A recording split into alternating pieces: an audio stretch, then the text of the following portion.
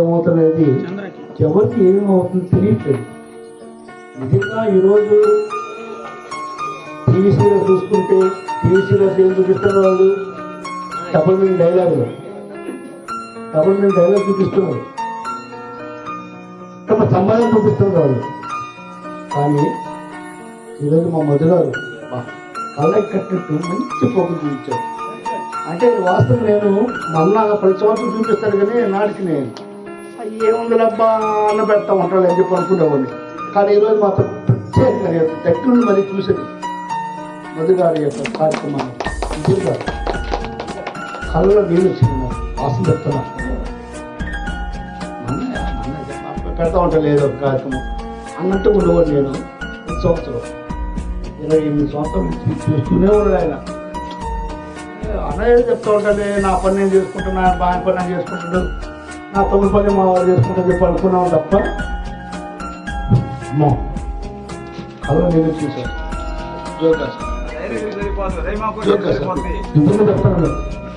నిజంగా చెప్తాను, last time పోతున్నా చూడాలి, అంత ముందు చూడాలి. కానీ కావాలని చెప్పాను అసలు ఏం జరుగుతుంది అని చెప్పి విన్నాను.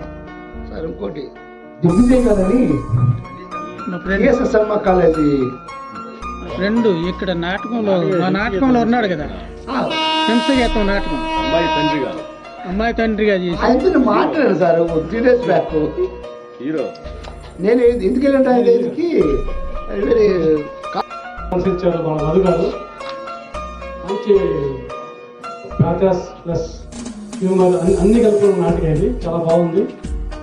ఇంకా బాగా ప్రాక్టీస్ చేస్తే స్టేట్ లెవెల్లో మంచి పేరు రాగలుగుతాను అనుకుంటున్నాను. అవి కాదు 10 సంవత్సరాలు ఇక్కడ నాటకం వేస్తున్నారు, మా పిలిచిన పిల్లలపై నేను వస్తాను ఉంటాను ఇక్కడికి.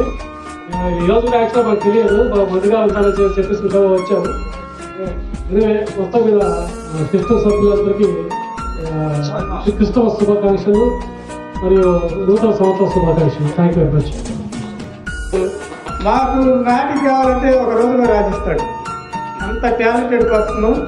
రచన కానీ డైరెక్షన్ కానీ ఆయన టీమే ఒక మధు థియేటర్స్ అంటే ఒక స్టేట్లో ఒక మంచి వరవడిని సృష్టించింది. మధు గారు మా ఫ్రెండ్ అవటం నిజంగా గర్వకారణం. ఇంకా వ్యక్తిగతంగా అయితే మాకు బంధువు నిజంగా అభినందనీయం. ఇంతకాలం ఇన్ని సంవత్సరాలు దాదాపు 29 years.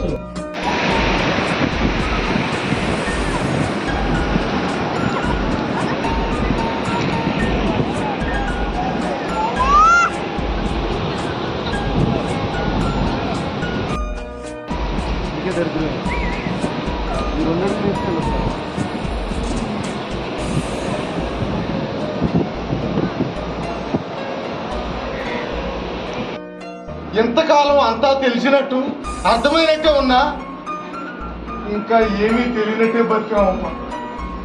మేము చచ్చిపోతున్నాం.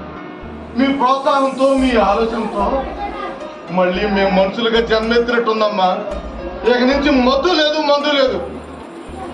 సాయే ఎన్నాళ్ళు నేను చాలా ఇబ్బంది పెట్టాను, నిన్ను పిల్లోండి ఏం పట్టించుకోలేదు. ఇక నుంచి నా ఊపిరి ఉన్నంతకాలం మిమ్మల్ని బాగా చూసుకుంటాను. మనకు మంచి దారి దొరికిందే, ఆ దారిలోనే వెళ్తాను. సమిష్టి